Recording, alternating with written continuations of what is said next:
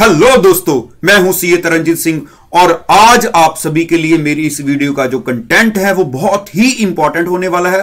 बिल्कुल भी मिस ना करना, पूरी वीडियो को ध्यान से सुनना और मेरी हर बात को फॉलो करना, क्योंकि मैं सोच चुका हूं कि मई 2019 में जो बच्चा भी अभी तक कह लो कि एग्जाम के पास जाकर क्वालिफाई नहीं हो पाता है, मैं पूरा कोशिश करूंगा, इतनी वीडियोस लेकर आऊंगा कि आपको पास करवाने की पूरी कोशिश की जाएगी। तो इसीलिए वीडियो को लाइक जरूर करना, सब्सक्राइब करना ना भूलना मेरे चैनल को। लेकिन चलिए, वीडियो को स्टार्ट करने से पहले मैं एक और चीज कहना चाहूंगा। सभी बच्चे जो क्वालिफाई कर चुके हैं अपने एग्जाम्स को, चाहे वो फाउंडेशन वाले हो, फाइनल वाले हो, मेरी तरफ से बहुत बहुत मुबारकबाद आप सभी को, आपके पेरेंट्स को। और हां, यहां पर एक छोटी सी बात मैं भी कहना चाहूंगा कि हमारे यहां का रिजल्ट भी बहुत अच्छा आया है। टॉप स्कोर्स हमारे यहां पर आउट ऑफ 400 319, 316, 314, 311, बहुत सारे अच्छे अच्छे मार्क्स के साथ बच्चे क्वालिफाई किए हैं। सभी बच्चों को ढेर सारी मुबारकबाद। और जो बच्चे, क्योंकि सभी बच्चे क्वालिफाई नहीं कर पाते हैं, जो बच्चे क्वालिफाई नहीं कर पाए हैं और साथ ही साथ जो बच्चे क्वालिफाई कर गए हैं अभी लेकिन वो सीए नहीं बने हैं, अगली स्टेज में नेक्स्ट ग्रुप में आ गए हैं, आप सभी को मैं इस वीडियो में एक बहुत ही जो इंपॉर्टेंट मैसेज देना चाह रहा हूं। मेरी बात को ध्यान से सुनना और फॉलो, जैसे मैंने आपको पहले बोला, करोगे तो सक्सेस आपको पक्का मिलकर रहेगी। तो चलिए देखिए, आपको सबसे बड़ी बात का ध्यान क्या रखना होता है। नॉर्मली क्या होता है कि जब हमारा रिजल्ट आता है, चाहे हम पास हो गए चाहे हम क्वालिफाई नहीं कर पाए, लेकिन वो जो डे होता है हमारी लाइफ में, चाहे हमारा पहले कभी पढ़ने का दिल किया हो या ना किया हो, फिर हमें लगता है कि अगर तो हम क्वालिफाई नहीं कर पाए, इतनी टेंशन, इतना प्रेशर होता है, हमें लगता है कि इस बार तो पूरी मेहनत करके छोड़ेंगे। जो बच्चा क्वालिफाई कर जाता है उसको लगता है कि हाँ ओके, इसका मतलब ये सीए का जो ग्रुप था मैंने पास कर लिया, अभी अगला भी मैं पास करना चाहूंगा और इस बार मैंने रिस्क नहीं लेना, और पिछली बार अगर मैंने थोड़ी लापरवाही की थी, इस बार ध्यान से पढ़ूंगा। लेकिन मेन बात देखिए क्या हुआ, जब रिजल्ट आया सभी बच्चों के अंदर जो पढ़ने की भूख है वो जाग गई कि हाँ मुझे पढ़ना है। देखिए, जब हमारे अंदर भूख जागती है ना किसी चीज की, तो हमारे लिए 2 महीने क्या 3 महीने क्या हम हर चीज को कवर कर सकते हैं। लेकिन सबसे बड़ी बात यहां पर आ जाती है, क्या हमारे अंदर जो हंगर है पढ़ने के लिए। एक आप छोटी सी बात को सोचिए, अगर मैं ये बोलूं कि मुझे भूख नहीं है और बिना भूख के मैं खाना खा लूं, तो आप सोचिए वो खाना डाइजेस्ट होगा? बिल्कुल भी नहीं होगा। अगर मैंने बिना भूख के खाना खा लिया जबरदस्ती, डाइजेस्ट क्या होना, वो बॉडी के अंदर वो एसिड ही नहीं होगा जो उसको कह लो कि डाइजेस्ट करवा पाए, और वो खाना अंदर जलने लग जाएगा। उसका कोई भी हमारी बॉडी को फायदा नहीं होगा, कोई बेनिफिट नहीं होगा, उल्टा शरीर को बीमारियां लगेंगी, नुकसान आएगा। ये चीजें आप रोज टीवी पर इतने सारे चैनल है जो अपनी कह लो कि मेडिसिन की ऐड करते हैं कि आपको अच्छी भूख लगेगी, आपका खाना डाइजेस्ट होगा। मतलब एंड पर बात अगर हमारी बॉडी के लिए भी आ जाए, हमें भगवान ने जो शरीर दिया है कि भूख अच्छी लगेगी तो खाना डाइजेस्ट होगा। अब बात क्या है असली, कि पढ़ने की भूख कैसे जागे। ये तो आप हर जगह से सलाह ले लेते हो कि सर शेड्यूल बना दो, ऐसे कर दो, दूसरे बच्चों से हमें कह लो कि गाइडेंस मिलती है कि आप कैसे पढ़े थे, इतने घंटे पढ़े थे। अरे सब चीज छोड़ दो, मैं आज आपको फैक्ट बता रहा हूं, कितने घंटे पढ़ना है, कितने घंटे नहीं पढ़ना है, ये सब आपको पता है। कैसे पास होना है ये भी हमें पता है, लेकिन पता क्या नहीं है कि भूख कैसे जागेगी। लेकिन आज मैं आपको वो भूख कैसे जागेगी उसका एक टिप दूंगा, और मुझे पता है कि आप सभी को वो चीज जो है अल्टीमेटली कह लो कि क्वालिफाई करवा के छड़ेगी। अब देखिए, मैं आपको मेन चीज बता रहा हूं कि भूख कैसे जागेगी पढ़ने के लिए। होता क्या है कि हम प्लान, अभी जैसे रिजल्ट आया, अभी तो सबके अंदर भूख जागी हुई है कि हमें पढ़ना चाहिए पढ़ना चाहिए, लेकिन ये श्योर है विद इन 4-5 डेज या फिर 7 डेज के अंदर अंदर ये जो भूख है वो मर जाएगी, सो जाएगी, ये भूख खत्म हो जाएगी, क्योंकि इस भूख को जगाकर रखना पड़ेगा।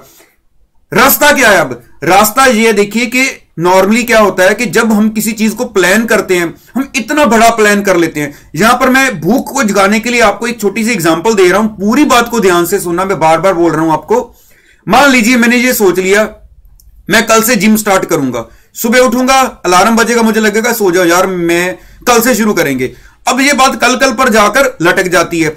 हम क्यों नहीं जा पा रहे? मुझे पता है कि वहां पर जाकर मुझे एक्सरसाइज करनी पड़ेगी, मैं 1 घंटा टाइम लगाऊंगा, उसके बाद मैं थक जाऊंगा। अब देखिए बात क्या है कि मुझे लग रहा है, मेरे माइंड में ये चीज सेट हुई हुई है कि मुझे 1-1.5 घंटा तो मैं जिम में लगाकर ही आऊंगा। मैंने सुबह सैर करने जाना है, मॉर्निंग वॉक पर जाना है, पता है 1 घंटा तो लग ही जाएगा, कि थोड़ा तो जाकर ही वापस आऊंगा ना, अब बिल्कुल हाथ लगाकर बाहर से तो वापस आ नहीं जाऊंगा। अब ये चीज हमारे अंदर आलस क्रिएट करती है। क्यों ना हम ऐसे प्लान करें कि जब भी कोई चीज स्टार्ट करनी है, जिसको हम लटका रहे हैं, अटका रहे हैं, स्टार्ट नहीं कर पा रहे हैं, हम उसको थोड़ा शॉर्ट टाइम देकर स्टार्ट करें। अब मान लीजिए अगर मैं सोचूं कि मैंने सैर करने जाना है, लेकिन मैं सिर्फ 5-10 मिनट के लिए जाऊंगा, उसके बाद मैं वापस आ जाऊंगा। अब काम हो गया छोटा, टारगेट हो गया छोटा। अगर मैं 5-10 मिनट के लिए सोच रहा हूं, मैं सुबह उठा, मैं 5-10 मिनट के लिए मैंने कोई एक्सरसाइज की, मैं मॉर्निंग वॉक पर गया, तो मुझे लगेगा चलो मेरा टाइम खत्म, इतना की आना था मैंने। अब जैसे जैसे कह लो कि दिन आगे बढ़ेंगे, तो मुझे अपने आप अंदर से भूख जागने लग जाएगी कि यार रोज उठकर भी आता हूं मैं, अपने कह लो ट्रैक सूट पहनकर, शूज पहनकर जो वॉक वाले है वो बाहर निकलता हूं, अब क्यों ना थोड़ा सा आगे जाया जाए। अपने आप आपके अंदर भूख जागने लग जाएगी।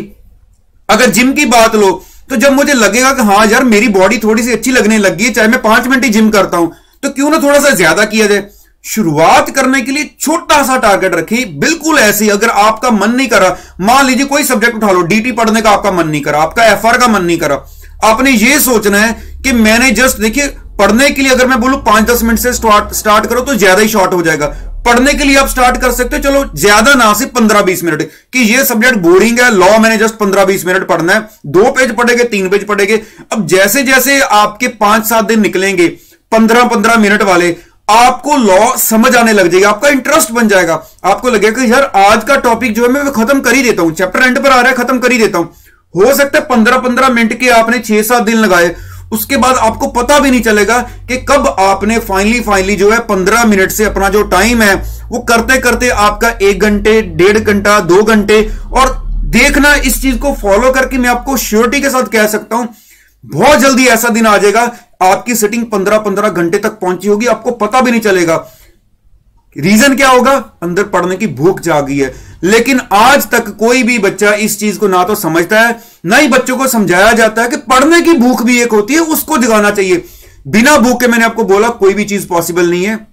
इसलिए मेरी इस बात को ध्यान से नोटिस कर लें, ज्यादा से ज्यादा बच्चों में ये वीडियो को शेयर करें, क्योंकि जो बच्चे भी क्वालिफाई नहीं कर पा रहे हैं उनको ये चीज पता लगेगी कि अंदर भूख कैसे जगाई जाए, तो सभी को दुआएं लगेंगी और आप भी अपने लाइफ में कह लो सक्सेसफुल होगे और कोई और भी आगे सक्सेसफुल होगा। जिसको, अब देखिए, अब मैं आपको एक चीज और बताता हूं। नॉर्मली क्या होता है कि हम कहते हैं कि टाइम के साथ एक्सपीरियंस बढ़ता है, लेकिन अगर मैं बोलूं हमने 4-5 अटेम्प्ट्स लगा लिए तो क्या हमारा एक्सपीरियंस बढ़ गया है? फिर हम क्यों नहीं क्वालिफाई कर पा रहे? इसका रीजन भी यही है, देखिए कि जैसे जैसे हम बार बार एग्जाम दे रहे हैं, हम सेम चीज को करी जा रहे हैं, उससे क्या हो रहा है कि भूख बढ़ने की बजाय खत्म हो रही है। हमें लग रहा है यार क्या वही चीज बार बार, क्योंकि जब हमने 1-2 बार ट्राई किया तब वो भूख ही नहीं जागी थी, हमने बिना कह लो भूख के चीज को टेस्ट कर लिया, अब वो चीज हमें टेस्टी नहीं लगी। जबकि वो चीज अगर भूख लगने पर खाते तो टेस्टी होती ना। तो इसीलिए सबसे पहले अंदर भूख को पैदा करो, जैसे वो पैदा होगी आप देखना रिकॉर्ड ना टूटे, तो मुझे कहना आप रिकॉर्ड मई 2019 में सभी टूट कर रहने वाले हैं। जितने बच्चे भी मुझे दिन में मैसेज करते हैं कि सर ओल्ड से न्यू में शिफ्ट हो जाएं, ऐसे करें वैसे करें, मैं सभी बच्चों को बोलता हूं कि जो ओल्ड कह लो सिलेबस वाले बच्चे हैं वो ओल्ड में रहें। लेकिन मैं श्योर हूं इस वीडियो को देखने के बाद किसी बच्चे के माइंड में ये चीज आएगी नहीं कि यार क्यों नए में शिफ्ट होना, हमने तो मई में खत्म कर देना है। दोनों ग्रुप्स हैं, तो अगर 2 ग्रुप इकट्ठे नहीं देना चाह रहे हो तो कोई बात नहीं है, टाइम शॉर्ट लग रहा है तो कोई बात नहीं है। आप एक ग्रुप मई में दो, एक 2019 नवंबर में दे दो, तो भी आप एक एक ग्रुप देकर तसल्ली से भूख लगाकर पढ़ो, तो आपका जो सीए का कोर्स है वो खत्म हो जाएगा। किसी भी स्टेप पर बहुत ज्यादा जल्दी ना करो, एक टाइम सेट कर लो और उसमें जो अचीवमेंट्स है वो करके दिखाओ, आपको सक्सेस पक्का मिलकर रहेगी। तो चलिए, मेरे ख्याल से आप मेरी बात को समझ चुके होंगे। सभी बच्चों में इस चीज को शेयर करना मैक्सिमम से मैक्सिमम, ताकि सभी बच्चे इस चीज को जान सकें कि असली राज क्या है पढ़ने का। तो चलिए, मेरे ख्याल से अगर किसी बच्चे को मेरे से कुछ पूछना होगा तो मैं आपको नीचे जो अपना हेल्पलाइन विंडो है वो दिखा रहा हूं। ये हमारा ऑफिशियल व्हाट्सएप नंबर है, आप इस पर मैसेज करोगे। हो सकता है मेरी तरफ से रिप्लाई 1 या 2 दिन लेट हो, लेकिन मेरी कोशिश होती है कि रिप्लाई जरूर आएगी। फिर भी अगर बाई चांस मिस हो गया कोई मैसेज तो आप दोबारा मैसेज कर सकते हो, मैं उसको रीड जरूर करूंगा और रिप्लाई जरूर करूंगा। तो चलिए, फाइनली मैं आप सभी को okay tata bye bye with best wishes कहना चाहूंगा, क्योंकि मेरी तरफ से इतनी ज्यादा विशेस है आप सभी के लिए। हर बच्चा मई 2019 में कह लो कि खुशियां लेकर आए, अपने रिजल्ट को पास लेकर आए, अपने पेरेंट्स को खुश करना उसकी जो सबसे बड़ी जिम्मेवारी है इस वक्त। तो चलिए, finally okay tata bye bye, मिलेंगे बहुत जल्दी नेक्स्ट वीडियो में। चैनल को सब्सक्राइब याद से कर लेना अगर अभी भी भूल गए हो। Thank you so much.